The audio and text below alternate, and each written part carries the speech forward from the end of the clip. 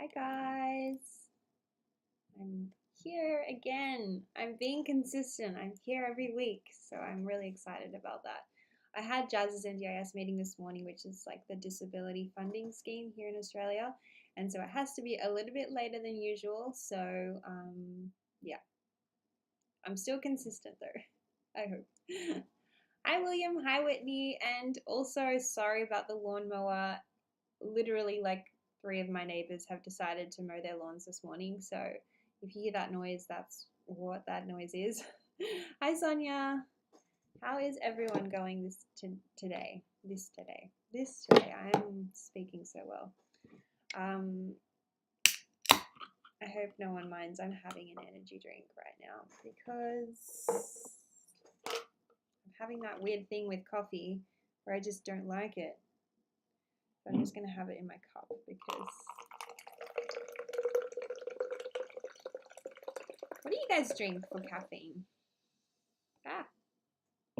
What does everyone drink for caffeine? Because I feel like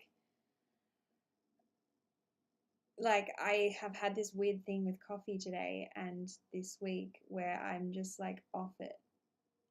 I can't explain it to you. I love coffee, and when I started like not liking it, I'm like, what is going on? I need this caffeine to survive my day.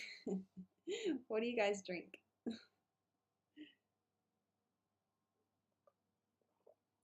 Right now I'm drinking energy drink, but I don't want to drink that every day.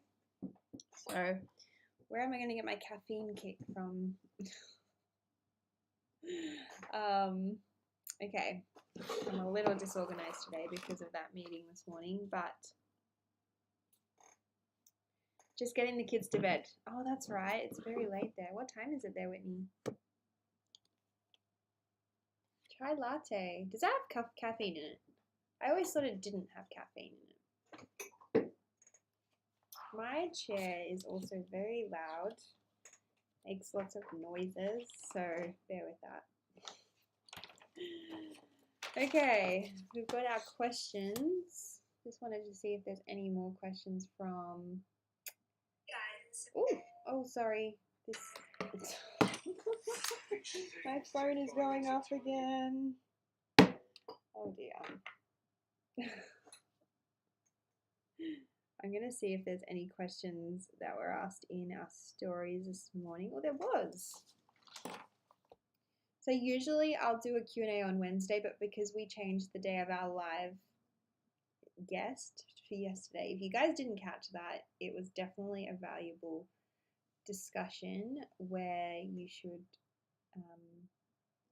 listen to Adina. She has a lot of information, and I also am so keen on promoting her new course that she's doing starting next week. It's available all over the world, internationally, and yeah, I got a lot out of that. And I think the biggest thing I got out of her course was the neurodiversity affirming practice, and more of like the positive side of things. We hear about the negative a lot. I talk about the negative a lot, but I tell you when it changed my mindset on so many things, she has. Where's Jacob? Jacob is at school. What's up, Drew? Dr. Pepper or Coca-Cola? I don't like coffee or tea. Yeah, see, some of the people recommended tea. Oh, you drink herbal tea, William. Nice. Herbal tea has no caffeine in it. That's the issue there. I need caffeine. I need to wake up. Yeah, so Dr. Pepper, isn't that the one that's like really bitey? Like it really is. Is it like chili? Am I getting that wrong? We did go to America and tried Dr. Pepper, but we don't have that over here. Well, I think we have it in like international stores, but we don't have readily available to us. Don't know why. I've heard it's not so good. Okay. One of the questions that were asked,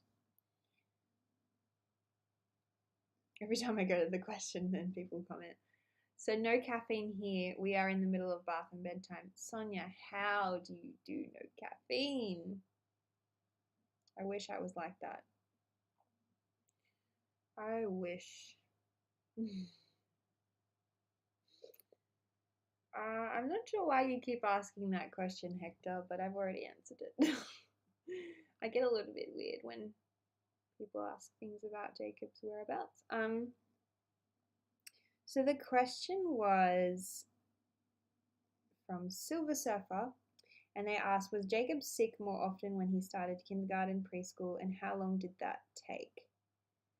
So he's been in like daycare and preschool since he was 2 years old, and I would say that Jacob gets less sick than the average child because he stays away from kids. Jazz is the total opposite. Is always like touching and like playing with other kids, and so she definitely gets more sick than Jacob does. He still gets sick, but I think that he gets sick from Jazz. So I don't actually think we went through that when he went to school. Like he definitely didn't go through that. And also like they had all the COVID safe practices, so like there was no kids getting sick much anyway. Do your kids get sick at school? From school? I know, Whitney, that Zach has just started school. Has he been getting sick at all?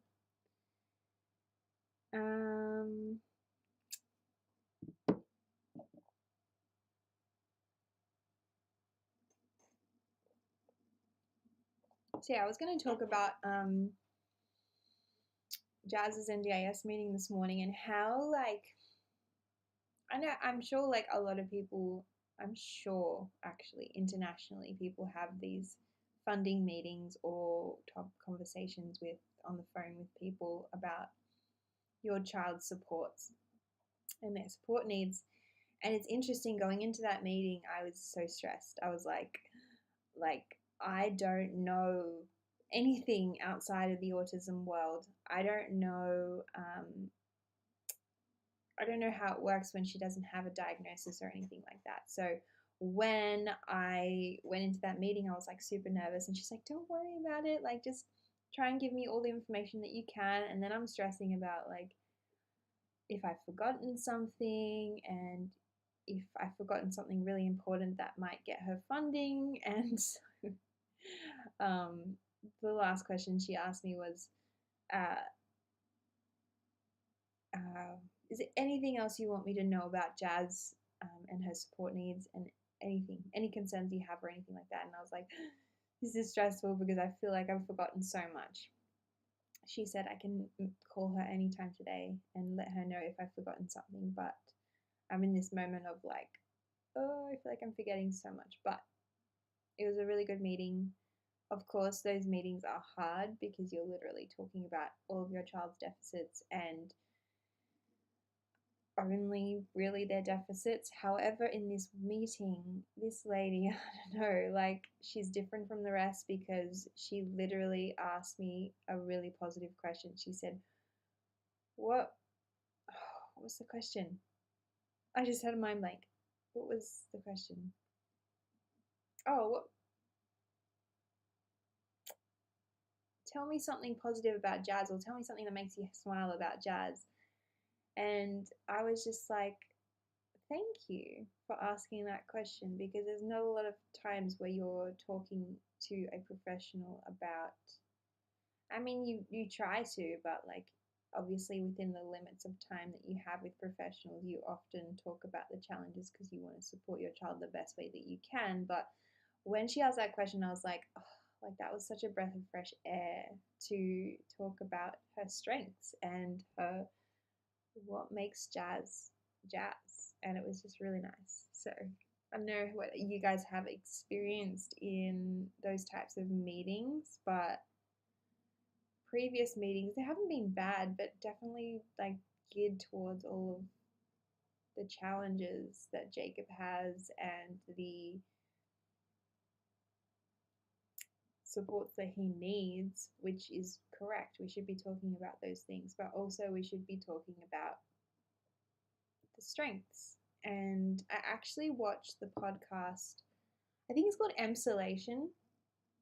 Anyway, Emsolation, and she had a guest on whose name is Chloe Hayden. I'm sure a lot of Aussie people know Chloe Hayden. She is autistic and she's a Instagrammer, YouTuber, content creator, and she's recently been involved in an acting role, and she's the first in Australia to represent an autistic role. So the autistic person, the character was autistic. So that was an Australian first, which is really cool, and really cool that the Australian first was that was an autistic actor playing an autistic character, and it was really cool to watch. If you haven't watched it, it's called Heartbreak High. It's on Netflix, I believe. But there was a scene in one of the episodes where she was talking, she pretty much visualized and showed what it's like to have sensory overwhelm when she went out on a date.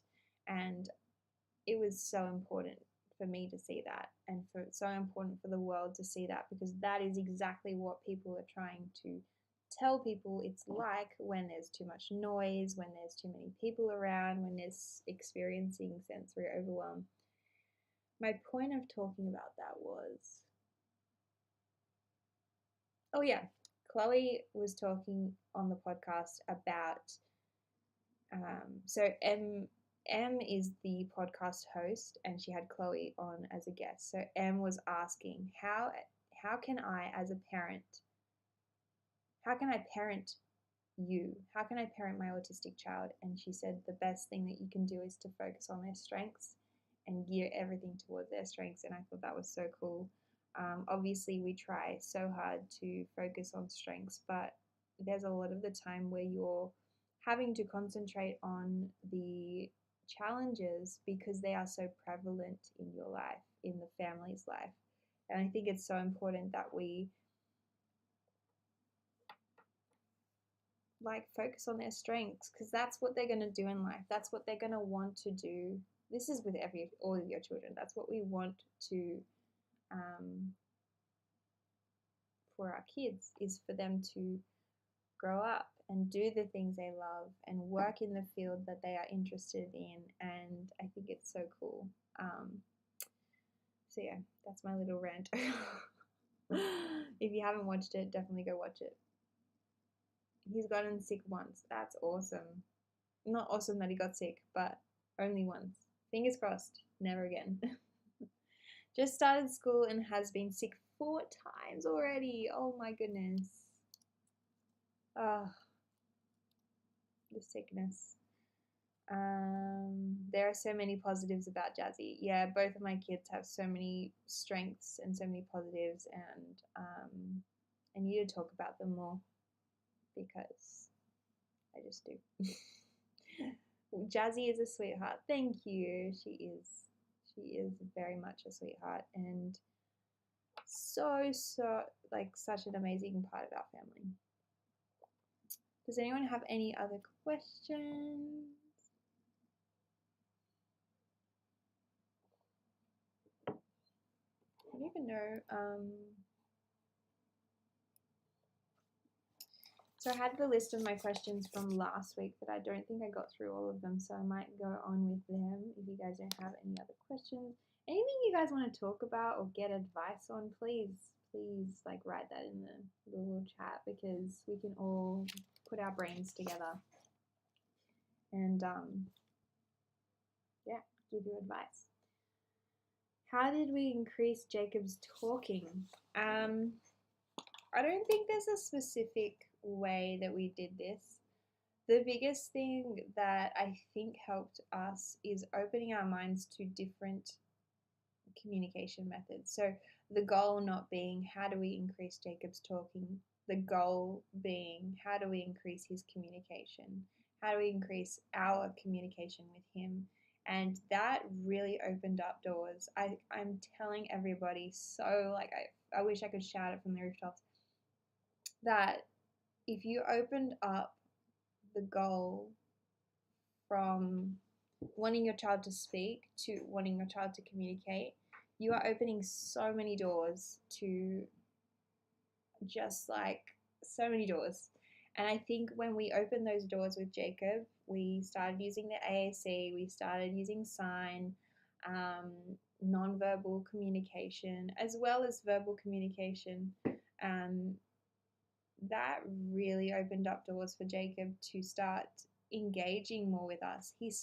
First of all, he started engaging more with us, and it was like really like a surreal experience because we'd never done that before. We'd only ever done Jacob hadn't really interacted much with us, and so once we opened those doors and he was engaging with us, then we did some activities alongside Adina, who's the speech therapist. She's actually neurodivergent herself, so if you are interested in that, go check her out. She's online, accessible all over the world, so definitely go check her out. But she had some strategies that we would put into place, and we really just built on engagement and communication with him. And all of a sudden, he started to repeat words, and he started to like come up to us more and engage more. And so then he could focus on his speech more, if that makes any sense. More Than Words, yes. That's the course that she runs. It's called More Than Words, and it's been a life changer for us. I can only just like, yeah. I think that's what autism has taught me. What do you love? Eat what you love. That's true. Very true. That's so cool. I love that. How have you guys explored or increased your child's communication and engagement? How have you done that?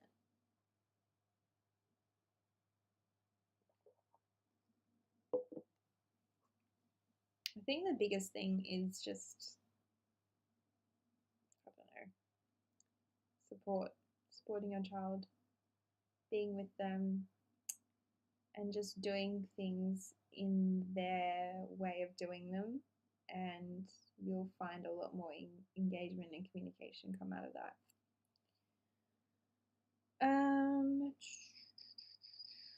One of the questions was, did you get genetic testing for Jacob? And yes, we did. There were no genetic markers for autism or anything. I don't really know too much about it, but there was no, it all came back in the normal range. I don't even want to say the word normal, but there was no genetic markers or anything.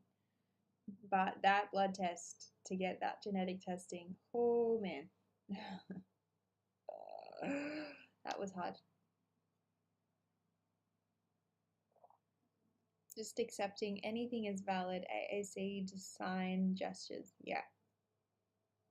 I think back when, before this year,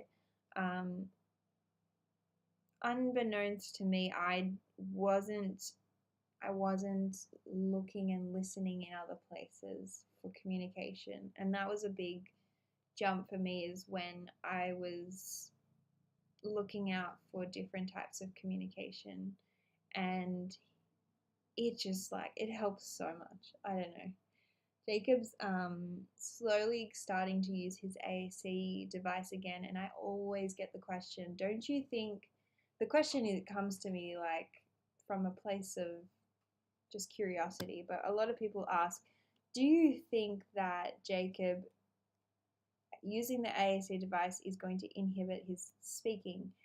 And I always say, like, no, I think it's going to improve his speaking. And I always say, speaking is not the goal. However Jacob wants to communicate is how I want him to communicate. And however we want to communicate with him, and it being successful, is going to be amazing. If he can use this device, which is a universal communication, you can understand him when he's using the AAC device.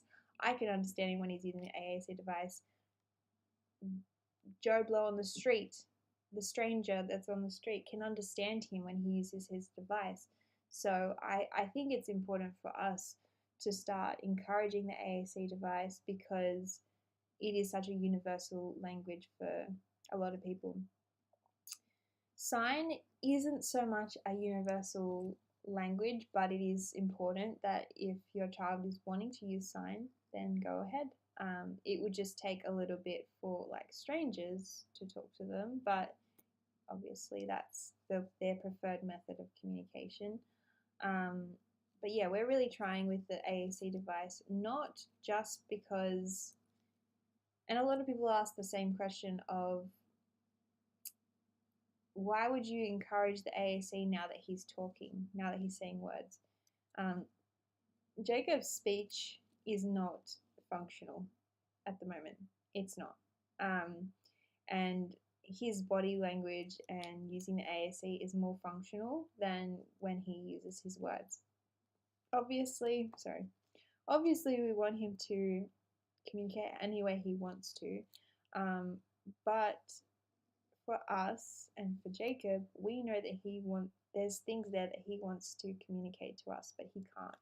And so if we can use the AAC device, this will expand his ability to functionally communicate with us and get his point across. There's some times where he gets so frustrated at us because he doesn't know how to get his point across.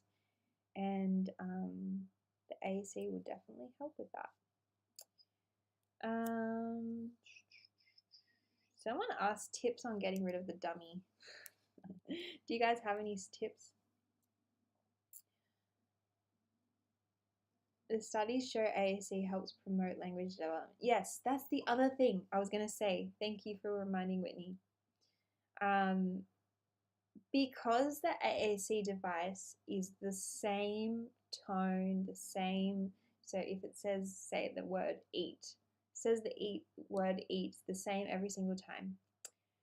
However, I might say eat differently to the way that his teachers say eat. So he may not be understanding that, or it may sound very different.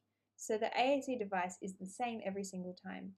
So this repetitive nature of the same tone, the same way of saying a word actually helps promote speech development. So like he's hearing it the same every single time. And to an autistic brain, that is, or to Jacob's autistic brain, that is amazing and so beneficial to him. So definitely there are studies that actually show the opposite of that misconception of using the AAC device will lessen his want to speak kind of thing. And honestly, it's not true. So, tips on getting rid of the dummy. How many of your kids have had used the dummy? A dummy is a pacifier if you're also looking. We say a dummy in Australia. It's the little pacifier thing that babies and kids use.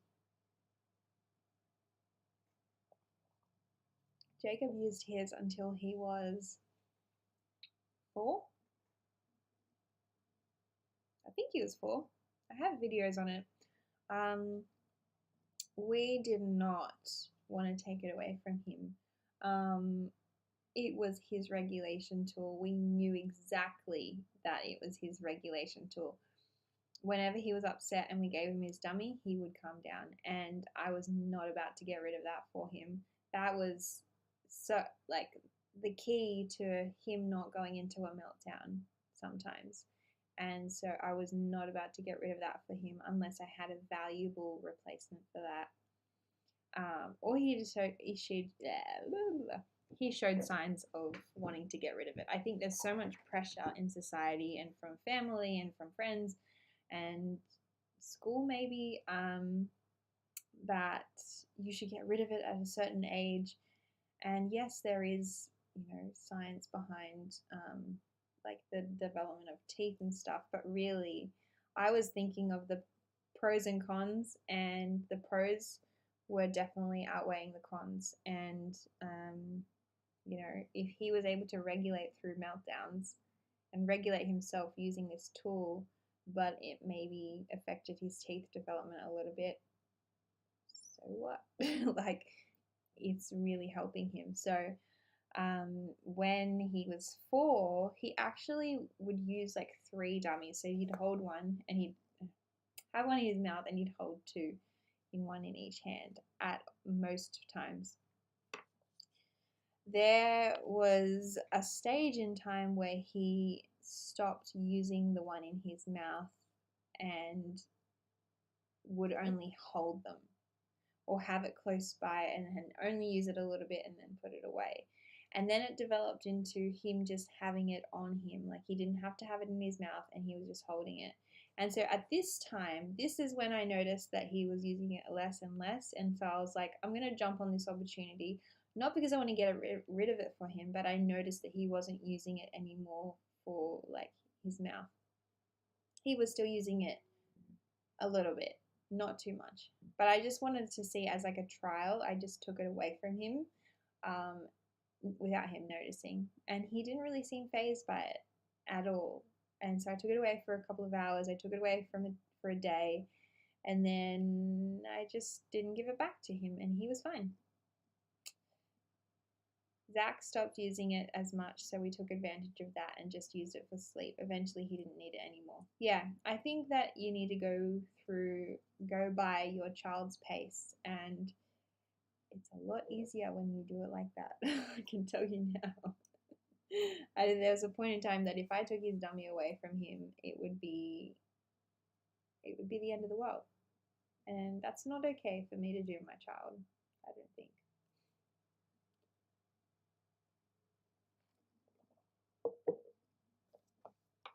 When it's a regulation tool, I should say that. Someone asked, what's your favorite thing to do as a family? And I think our whole family enjoys going to the beach. That's the biggest thing that we enjoy to do together. So, what do you guys like to do as a family? I think we're homebodies a lot. We like to chill in our backyard, and Jacob is always in the backyard, so we'll either just chill outside or go on the trampoline, or yeah, we're homebodies. Kind of gets a bit stressful going out in the community, and we're all much happier when we're home. So we do like going to the beach though. That's kind of like an outing that we do often. Now that the sun is coming out finally, if you don't know and you're not from Australia, Australia's had so much rain and so much cold weather, and so like finally it's actually spring at the moment, and finally the sun's coming out this week. It's actually hot, so I'm really excited about that. That means more beach days. If you guys have no other questions, I'm going to head off for this live. I hope you guys have a good day, good week. We're going to think strong, think about the positives, think about our child's strengths and how we can work on them, how we can guide our kids through their strengths. Beach is the only place he's happy for a long period. Any other place is like 2 minutes an hour. Yeah, that's it. Chill out in our basements, winter swings. Oh my goodness, Whitney, I love watching your stories about that. I want to do that in our laundry. We don't have a big house, so we don't have a basement or anything like that. So I want so much to do like the swings that you have. We have the swing in Jacob's room, but like having the two together, oh, that would be so cool. All right, I'm gonna go and eat something because I'm hungry. I will see you guys next week. I will be here next week. Next week, similar timing, probably around 10:30. So 10:30 my time.